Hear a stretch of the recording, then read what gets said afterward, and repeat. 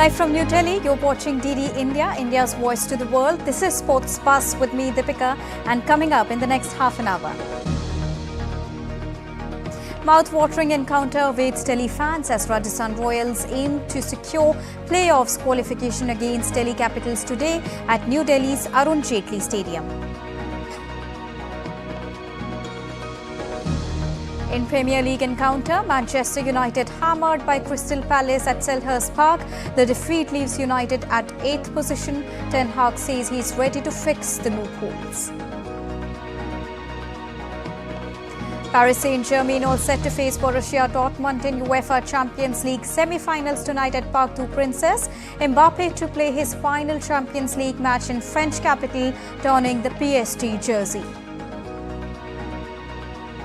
And Tom Daley all set to become the first British diver to compete at 5 Summer Olympics, representing Team Great Britain.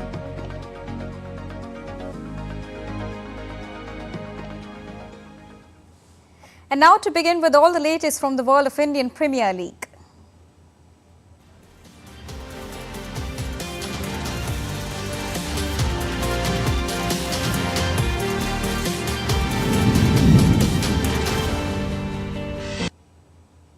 Well, Surya Kumar Yadav slammed a sensational century as Mumbai Indians beat Sunrisers Hyderabad by 7 wickets to keep their IPL 2024 playoff dreams alive. Earlier, Sunrisers Hyderabad posted a total of 173 for a loss of 8 wickets in 20 overs, with Travis Head top scoring with 48. Hardik Pandya and Piyush Chawla took 3 wickets each, while Jasprit Bumrah contributed with 1 scalp for Mumbai Indians. On the other hand, Mumbai Indians debutant Anshul Kamboj, who was initially denied by a no ball and a dropped catch, finally took his first IPL wicket after dismissing Mayank Agrawal.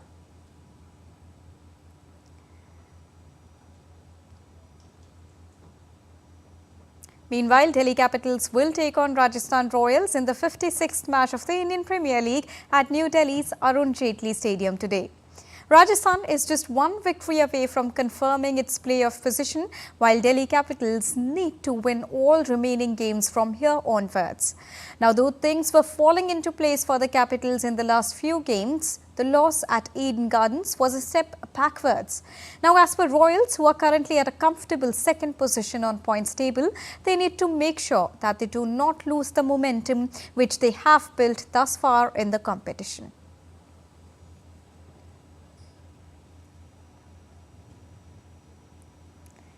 And now to discuss more on this, I am joined by DD India correspondent Narayan Singh from Newsroom. Narayan, a very good evening to you. A very interesting clash is there, a super clash rather, between Sanju Samson and Rishabh Pant with an eye on the playoff qualification specifically. So can Team Delhi delight the fans at their home ground tonight? Deepika, if we talk about this match between Rajasthan Royals and Delhi Capitals, it is this time the pitch at the Arun Jaitley Stadium is like heaven for the batters. It's a batter's dream pitch and nightmares for the bowlers. In the 3 matches so far played at this venue, in the 6 innings of the 3 matches, there are 5 200+ scores, and the lowest total of this ground in this season of the IPL is 199. So we can say that it's very difficult for the bowlers to contain the batsmen here at the Kotla pitch. So all in all, we are hoping that after that, the way the Delhi has the resources in bowling department, they are very, we can say that, not up to the mark, and they have, their batsmen has scored, their bowlers have given a lot of runs this season. So it's a problem for them. And if you go to the other side, Rajasthan Royals, they have the excellent bowling lineup. If you take a look, their economy rate in the power play is 7.35, is the best among all the teams in this edition of the IPL.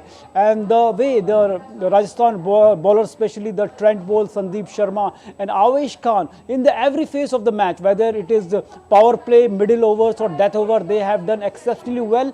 And in the every segment of the game, the economy is less than 9. So it's a big thing for the, we can say, the Rajasthan Royals. And all in all, it's going to be tough. But not only in this IPL, but outside the IPL, a contest is brewing here, because if you talk about the wicketkeeper batsmen, Sanju Samson and Rishabh Pant, both are the wicketkeeper batsmen and both are in the squad of the T20 World Cup. So who will keep the wickets there? It's a big question. If you take a look at the stats of both the wicketkeeper batsmen, they are quite similar. Both of them are approaching 400 and their strike rate is also quite similar, 158 and 159. So it will be difficult for the selectors also if they consider the IPL form, who will keep the wickets at the T20 World Cup. And also from both the sides, there are 6 players who will feature in the T20 World Cup. 3 from Rajasthan Royals and that is Yashasvi Jaiswal and Yuzvendra Chahal.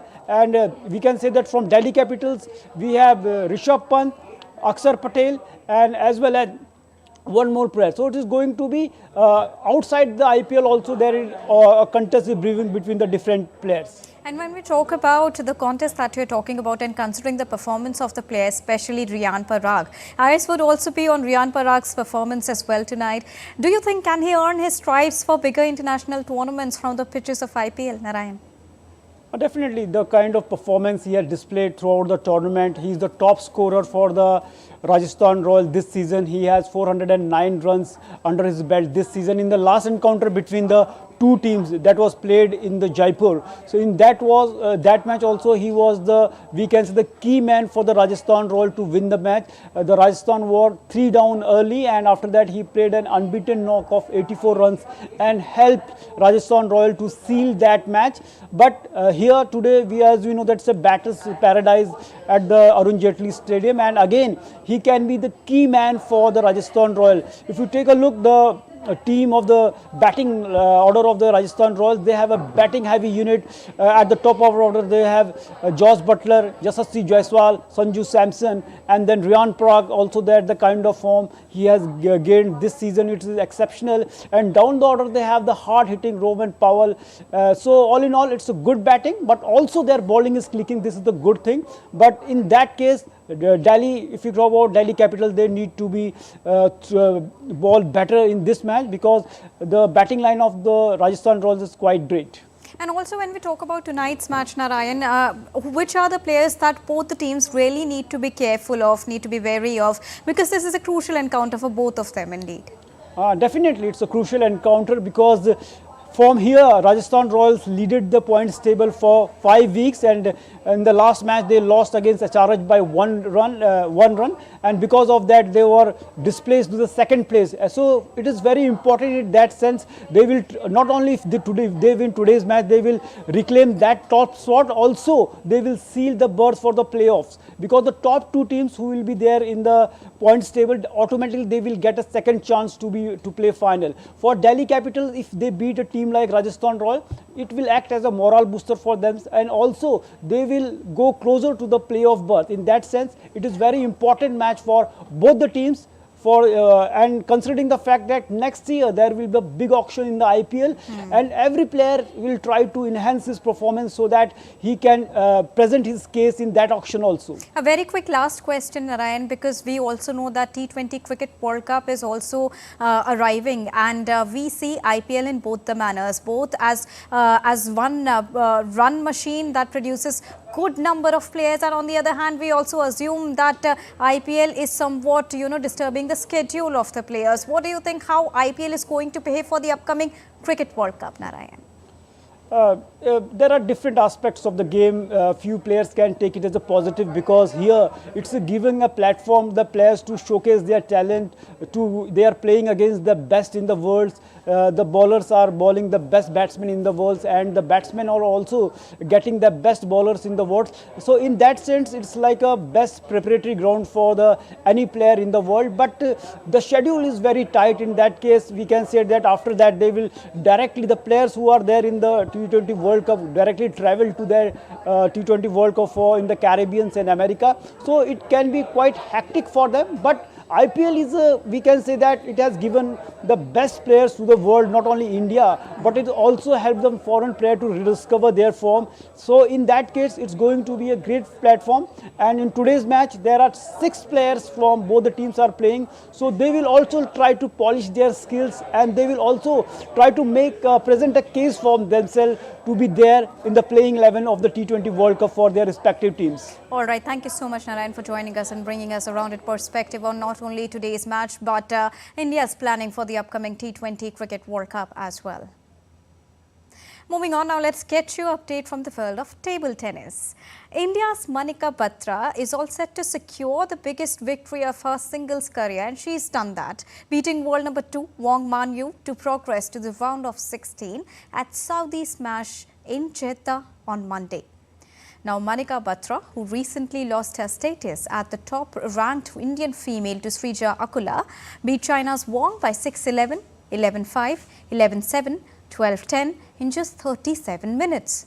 The 25-year-old from China kept herself in the match until Manika, without giving her another opportunity, claimed the last 2 points to seal a famous victory. The Indian will next face Germany's world number 14 Nina Mettelheim for a place in the quarterfinal round. Earlier, world number 39 Manika Batra began her campaign with a 3-0 victory over Romania's Andrea Dragoman on Saturday. So today I won against world number 2 Wang Man-yu. This was my biggest achievement in my singles career, and I'm really happy that I won against her. You know, I've been working hard in my training sessions with my coach Aman Balgu and practice partner Kirill Barbanov and my trainers. So I'm really happy that I worked hard.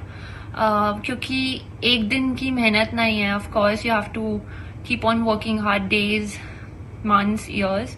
So yes, बहुत खुश हूँ कि ये काम आया वो training sessions मुझे. I'll keep this fighting spirit like I did today.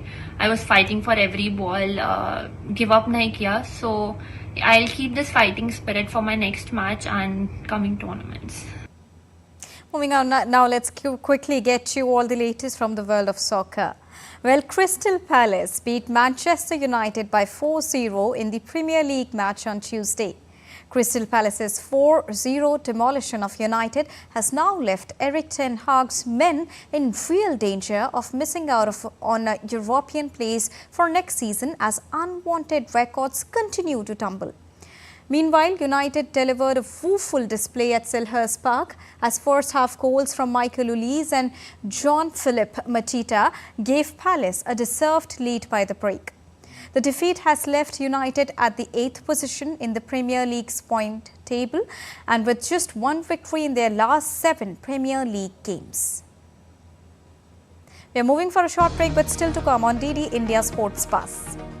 Youth boxers put up an impressive performance to clinch gold medal at ASBC Asian Under-22 and Youth Boxing Championship in Astana.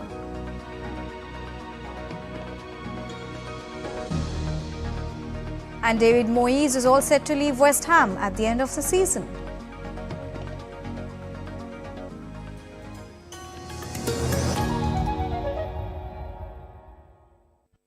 Hype versus facts. In-depth news and analysis with experts who will help you decide why this election matters. DD India is the main election headquarters with numbers most accurate, data most reliable, and viewership across the platforms. Stay tuned to the Great Indian Election only on weekdays at 8:30 p.m. IST and 1500 hours GMT.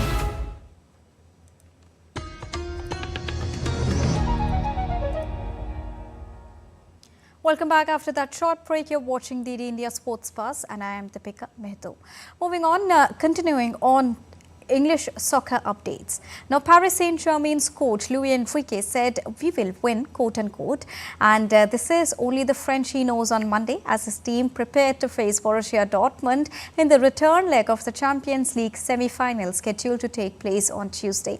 Now, PSG have home advantage for the second leg, and Luis Enrique has no doubt that the Parc des Princes will once again be a driving force for his team.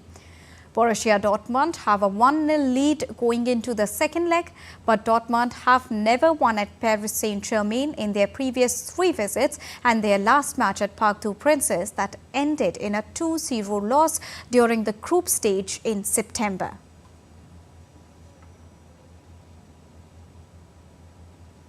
We know that we are ready to win games. This is something that we showed this season. It doesn't matter at home or away from home. The only thing that we didn't show this season is that we are ready to win every game.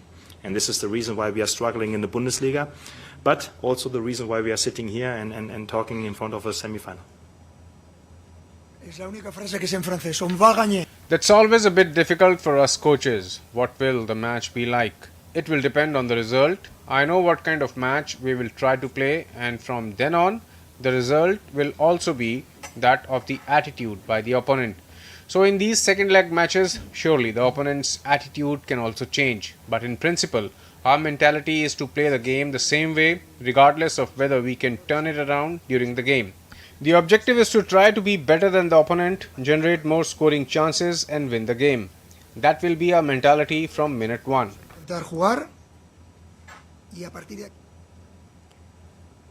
And now to discuss more on this, I'm joined by DD India correspondent Ross Kalan from Paris. A very good evening from India, Ross. Now tonight is an interesting clash. Luis Enrique's team would definitely be looking forward to seek an overturn of 1-goal deficit. But considering the past performances of both the teams, how successful can they be at Parc des Princes tonight? Ross. Well, namaste, Deepika, from here in Paris. A few hours time we will see the kickoff of this crucial match for the French champions. Now, they have done it before. They have got to the semi-finals and progressed. In 2020, PSG made the final of the Champions League, so they know what it takes to get out of the semi-finals. They also know what it takes to come from behind. They were behind to Barcelona in the quarterfinals and managed to win that to get through to the semi-finals. But Borussia Dortmund also know what it takes. In 1997 they won the competition, European Cup champions that year, and the last time, interestingly, that Borussia Dortmund made the final, they lost to Bayern Munich. The last time and the only time that PSG made the final, they also lost to Bayern Munich, and the German giants are currently lying in wait in the semi-final, hoping that they can beat Real Madrid tomorrow. But all eyes this evening here in Paris, just down the road from where I am at the Parc des Princes, seeing if PSG can overturn that 1-0 deficit and make it through to their second Champions League final. Indeed, and also, Ross, it would be an emotional match for Kylian Mbappe. And so how are the fans, they are gearing up to see his hero play once more in PSG jersey? Yeah, this is what's likely to be his penultimate match for PSG at the Parc des Princes. Now, there is one more home match to come against Toulouse, and so fans will hope to be able to see him there. But PSG's last 2 games of the domestic season are both away matches. They've already been crowned champions. They cannot be caught. So they have won the league title, and they're hoping to be able to give Kylian Mbappe this likely send-off, probably at that home match against Toulouse, because we do believe he is headed to Real Madrid at the end of the season. But that deal won't be announced between the Spanish and the French clubs, while there is still the possibility of the two of them coming up face to face in the final. Real Madrid still in the semis, PSG playing tonight. If they both were to win, they could face each other, and so they wouldn't want to announce Kylian Mbappe moving to Real Madrid while he could still be playing against the club. But yes, an emotional time after becoming PSG's record scorer, the French national captain, World Cup winner, very likely to be on his way to Spain this summer. He would hope to go alongside with the French League One title to be able to give PSG that Champions League success that they really want to achieve. Indeed. Thank you so much, Ross, for joining us and bringing us a rounded perspective on tonight's super clash between both the teams in the semi-final leg. Moving on, Premier League club West Ham United said on Monday that manager David Moyes will leave the club by mutual consent upon the expiry of his contract at the end of the season. The 61-year-old former Manchester United and Everton coach returned for a second spell at the London Stadium in 2019. Now, David guided West Ham to their first major trophy since the FA Cup in 1980 when they won the Europa Conference League last season. Spanish manager Julen Lopetegui has been heavily linked to replace Moyes at West Ham. Now, Lopetegui, who's 57 years old, last managed Wolverhampton Wanderers. Meanwhile, Joint Chairman David Sullivan said in a statement, and I quote him, that on behalf of everyone at West Ham United, I would like to offer sincere thanks and gratitude to David for the contribution he's made to the football club during his time as the manager.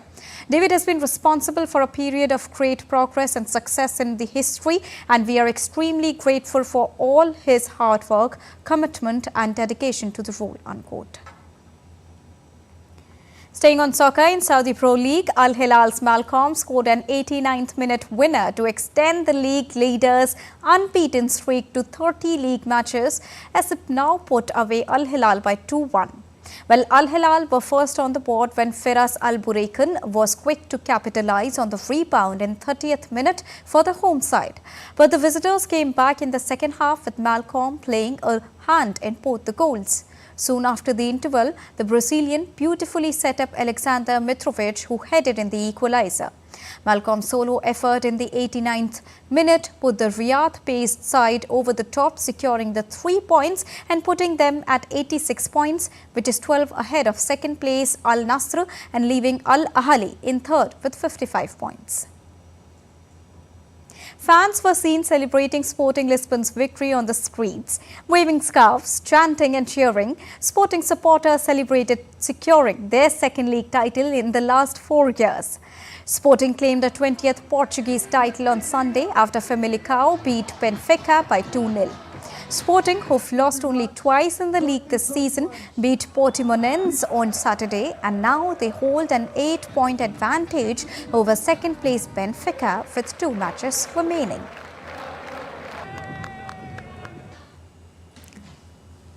Paris 2024 is gearing up to confront an unprecedented cybersecurity challenge ahead of this summer's Olympic and Paralympic Games. With the specter of organized crime, activist groups and state-sponsored threats looming large, organizers are now bracing for intense pressure on their digital infrastructure. Here's a report. Paris 2024 is getting ready to face an unprecedented challenge in terms of cybersecurity, with organizers expecting a huge pressure on the Games this summer. Organized crime, activists and states will be the main threat during the July 26 to August 11 Olympics and the August 28 to September 8 Paralympics. Paris 2024, who have been working hand in hand with French National Agency for Information Security and cybersecurity companies Cisco and Eviden, are looking to limit the impact of cyber attacks. French National Agency for Information Security is confident that Paris 2024 will operate from a cybersecurity operations center in a location that is being kept secret will be ready. We are simulating a response to an incident. This means a user called us to report a problem at her workstation that seems to be a security related, so the team is intervening. They will plug in the USB key containing our various cybersecurity tools to gather traces so that they can be analyzed later by our teams at the center, including the CSOC. To make sure they are in the game, Paris 2024 have been paying ethical hackers to stress test their systems and have been using artificial intelligence to help them to do a triage of the threats. In 2018, a computer virus dubbed Olympic Destroyer was used in an attack on the opening ceremony of the Pyeongchang Winter Games. Today, the level of threat is the part of the context. The way we work is focused on the final risk, which is what could disturb the holding of the games. Today, we know that in any case, and it has been the case for all previous games, there are people who want to disturb the holding of the games. Their motivation and the level of expertise come second. What's important is that we need to deliver this competition and ceremonies. The Games will take place amid a complex global backdrop including Russia's war in Ukraine and Israel's conflict with Hamas, which has been designated a terrorist organization by the United States and European Union. Sports Desk, DD India. Now an update on combat sports. 5 youth Indian boxers put up an impressive performance to clinch gold medals at the ASBZ Asian Under-22 and Youth Boxing Championships in Kazakhstan on Monday. Rajesh gave India its first gold medal of the tournament with a unanimous victory. Aryan continued the momentum with an equally dominating victory against Kyrgyzstan. In women's category, reigning junior world champion Nisha grabbed gold in 52 kg weight category. Later, Lakshmi also won India's 5th gold medal in the second round of the bout against Enk Numundri of Mongolia. Now, with 22 medals in the youth section and 21 in under-22, the Indian contingent has secured 43 medals total at the prestigious tournament. Tom Daley is all set to become the first British diver to compete at 5 Summer Olympics after being named in the team for the Paris Games. The 29-year-old, who stepped away from the sport following the Tokyo Olympics but decided to return last year, and is all set to defend his gold medal in men's 10-meter synchronized platform event. Now Tom Daley will be diving with teammate Noah Williams. The duo have won silver at the World Championship in Doha in February, as well as World Cup gold medal in Berlin in the month of March. So that's all for this edition of DD India News Hour. But let us know your thoughts on the news of the day. For those on the go, you can get all the latest news and updates from India and across the world on DD India mobile app. The app is available on both Android and iOS platforms. Scan the QR code on the screen to download it right now. We'll be back with more news as it breaks here on DD India. I am Deepika Mehto, and from all of us here in New Delhi, thank you so much for watching DD India Live. Namaskar.